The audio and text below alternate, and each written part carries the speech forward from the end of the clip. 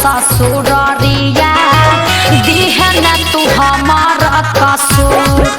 रे चल जब शादी करके अपन ससुररिया दिहे न तू हमार कसूर। के माई के लाल है जे कार देतौ तोरा जीते जी हमारा से दूर।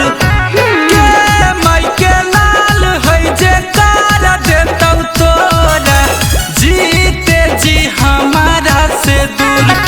अगराई फल के नोक पे ना बादा के चौक पे मंगिया में डाला गौ से नूर।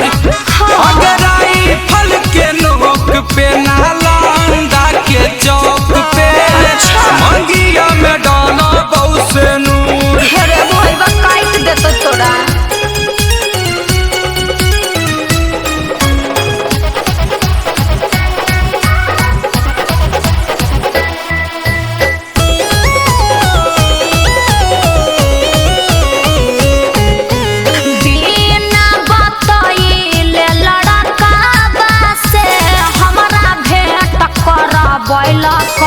जीजा जी हैया गुआ जमुई वाला रे शादी से टकर बैल कई। जीजा जी हैया गुआ जमुई वाला रे शादी से टकर बैल कई। जीना है तो कर बताई दिहे गे उना जरा नहीं आई तो। अच्छा जीजा बेतर बनलौ छौड़ी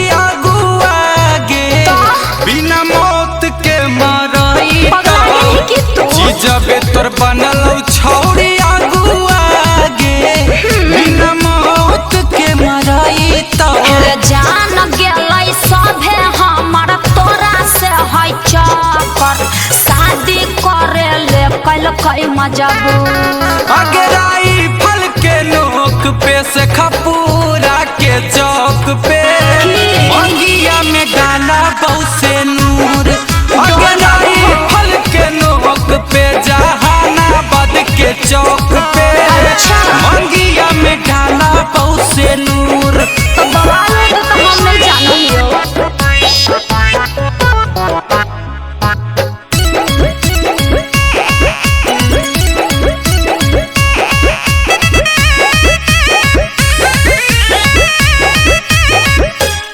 हमारा चाचा के बेटा तोरा लेल पहचान तनी बचिए के रही है न तले लेतौ जान। तनी बचिए के रही है न तले लेतौ जान। अभी पैदा नहीं लेल कई कोई हमरा देतै मार। पूरा जानो है इलाका हमर भैया है रंगदार। पूरा जानो है इलाका हमर भैया है रंगदार। अमन आला बेला गुंजन पल पल क्या खबर तोरा हम बताए बहु जरूर। अगराई फल के नोक पे जमुई के चौक पे मंगिया में डाला बहु से नूर।